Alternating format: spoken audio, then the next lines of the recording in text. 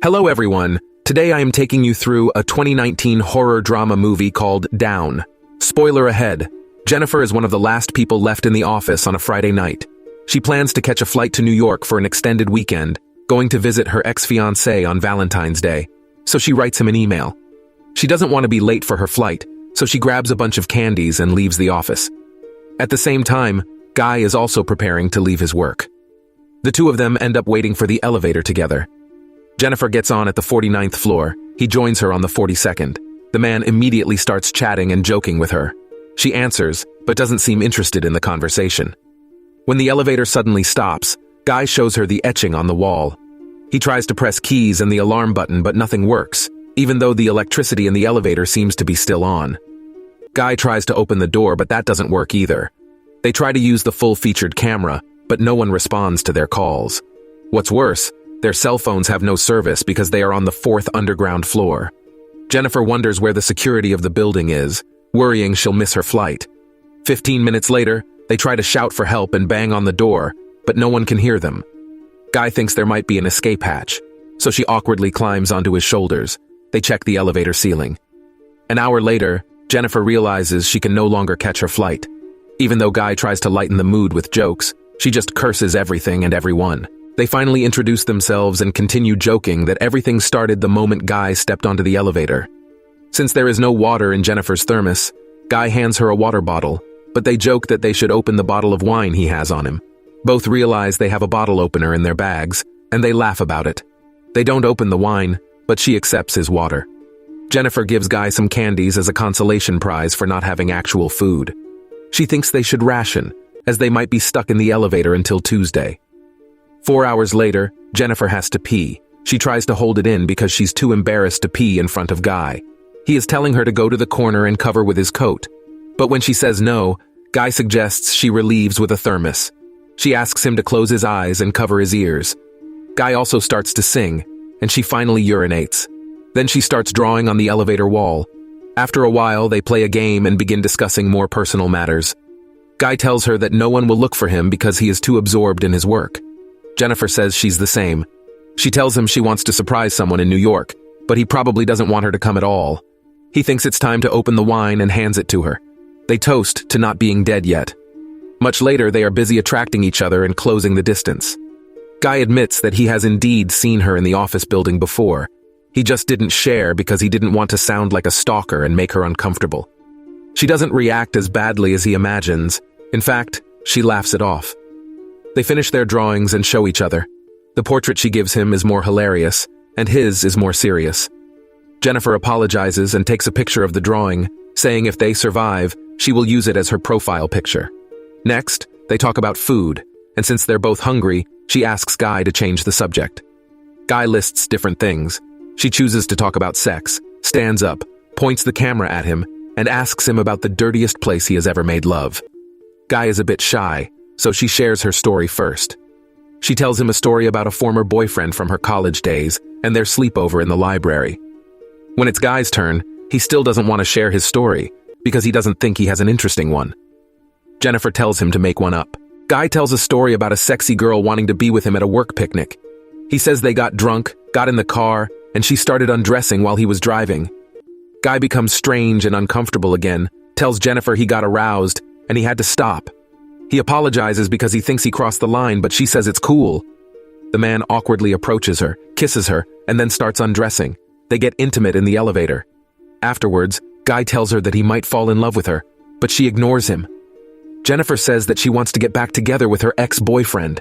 That's why she wants to go to New York to surprise him, to fix things, to make everything better. Unlike Guy, she believes that even though their encounter is interesting, they should keep it casual, because her relationship with her ex is real. Jennifer is honest with him about her feelings and her past relationship. On the other hand, Guy believes there's a connection between them, and her ex doesn't deserve her. She's upset because she's obviously still in love with him and tells him that when they get out of the elevator, they will go back to their own lives. Guy insists they're meant to be together and starts crying because even though they're locked in a box, he feels alienated. Suddenly, something happens to him, and Jennifer feels it. The guy starts telling her the truth about who he is. He lied to her about where he works and his name. The man tells her that he not only noticed her, but sees her at work every day. He pulls out his phone and shows Jennifer the security photos on his phone, listing the time and date on his phone. The guy even has a video of her entering the elevator that night. Jennifer is scared. He tells her he's actually the security guard for the building and gets angry when he explains that no one ever notices people like him. Even though he works at the front desk, she doesn't recognize him. He believes he knows her better than her ex-boyfriend and tells her everything that happened that night was his plan. The man pulls out a key and opens the elevator. Jennifer can't believe what he's done to her. She says she will call the police and he'll rot in jail. He doesn't like that, so he grabs her, and they start struggling. During the fight, Jennifer spreads her legs and breaks the elevator key. They continue to fight, and she knocks him down with her shoe. Jennifer is scared that she killed him, so she approaches to check on him when he suddenly jumps up and knocks her down. They're both unconscious in the elevator. After a while, Jennifer wakes up to find that the man is already conscious. She asks him why he did it. His reason is that he wanted to isolate her from everything so they could form a connection on a human level. He says not only did they have a date, but their whole weekend relationship was trapped in the elevator. Jennifer believes he won't escape punishment because someone is sure to come to rescue them. Unfortunately, she finds out that this man has taken all the shifts for that weekend, and the other two guards won't be back until after the extended weekend on Tuesday. Jennifer asks him what he'll do, and he says he would rather kill her than go back to jail. He claims he never forced her to do anything, but Jennifer tells him he kidnapped her. This sends him into a vortex of anger. When he calms down, he opens the gift that Jennifer bought for her ex-fiancé. He finds a shirt and a box in the bag. The man puts on the shirt and tells Jennifer to open the remaining gift. Jennifer opens the box, revealing a cigar, along with necessary tools like a cigar cutter and lighter. He lights a cigar, further mocks Jennifer, even says she could have come back with all the nice gifts. With a hint of irony, he wishes her a happy Valentine's Day. After a while, the man apologizes to Jennifer for scaring her and asks if they can reconcile. He asks for another chance and tells her she doesn't need to answer right away but to consider it. The man comments on the travel advertisement playing in the elevator, saying the people in the video look happy together. He tells her that one day he will take her on a vacation from the advertisement. The neon light in the elevator breaks. He's annoyed, so he smashes it with Jennifer's thermos. The guy realizes the light bulb under the ceiling will eventually need to be replaced. He thinks he can remove the panel and then exit the elevator. When he opens it with the thermos, Jennifer stands beside him. He asks Jennifer for a boost to stand up and promises he'll come back for her. However, Jennifer thinks it would be easier if he gives her a boost because she doesn't have the strength to do it. He doubts whether she will come back for him. She will call the police. Jennifer tells him everything he wants to hear and convinces him to boost her up. She stands on his shoulders and exits the elevator. The guy tells her where the ladder and door are, glad that they have finally escaped. Jennifer turns around, flips him off, which annoys him. As she climbs the ladder, he also finds a way out of the elevator. The guy ties two pieces of clothing together and throws it onto the elevator beam. Jennifer is already heading towards the door. He starts to climb. He tells her she better run because she's dead now. When Jennifer has reached her level, he approaches the door, following her. She opens the door, yells for help, and then he suddenly puts on the clothes for her and throws them both back into the elevator. They are both unconscious. Jennifer is the first to wake up, sees the sprinkler, and is devising a new escape plan. She tries to light a cigar to trigger the fire alarm, but when she can't control it, she starts a small fire. When the elevator is filled with smoke, the man wakes up. She punches him, breaking his nose. Jennifer successfully stops him with a piece of clothing. He tells her the fire alarm won't go off, but they'll get soaked and die of electrocution. Jennifer threatens to seriously hurt him and makes him admit everything he's done to her. She opens the camera and explains to herself what she knows. Jennifer points the camera at him and asks for his real name. He says his name is John Diggins. John admits he deliberately trapped them in the elevator.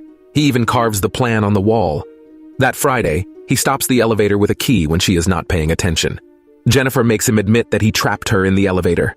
John admits to luring and kidnapping her. She keeps questioning him, so he confesses everything he did to her on camera, from slamming her head on the floor to throwing her against the wall. Jennifer asks why. John says he just wanted to date her. If he asked her out normally, she would reject him. He tells her who he was before he became a security guard. He was an accountant, worked at a large company, was a real big shot. He tells her the story about the girl in the car is true, but the ending is different than what he implied. He eventually missed an exit and drove straight into a canyon. The car flipped 7 times and finally stopped by a tree. The girl died in the collision. John only went to jail for 6 months because he had enough resources to protect himself. When he gets out, the only job he can get is a security guard. Months later, he wants to be himself again, to feel something. Jennifer still doesn't understand why he chose her. He says it's because she's great. Monday comes, they're still trapped. Another security guard, Eddie, brings his new girlfriend to the building, shows her the rooftop. When they enter, he is looking for John. When he can't find him, he checks the security monitor. Eddie sees John and Jennifer trapped in the elevator and wakes them both up. Jennifer begs him to get them out. As his girlfriend falls asleep on the couch, he tells her he's coming down to get them out. Eddie goes to the elevator, pries the door open with a crowbar. Jennifer wants to get out, but he tells her he needs to fully open the door first, then leave. Suddenly, John knocks her down. He tells Eddie he is there and hands the key to John. He tells him it's not working. Eddie says he'll crawl in to help them. He's trapped in the elevator, sees what's going on in the elevator. John opens the elevator and cuts him in half. He knocks Jennifer down again, then takes her to his car and puts her in the trunk. John returns to the building, deals with Eddie's body and clothes. He cleans himself up, puts on his uniform and puts a cigar in his pocket. When John comes to the front desk, he deletes all the videos from the security camera. When Eddie's girlfriend wakes up, John kills her too and throws her down the shaft as well. John gets in the car, takes Jennifer to a secluded place and disposes of her. He prepares a trash can filled with gasoline.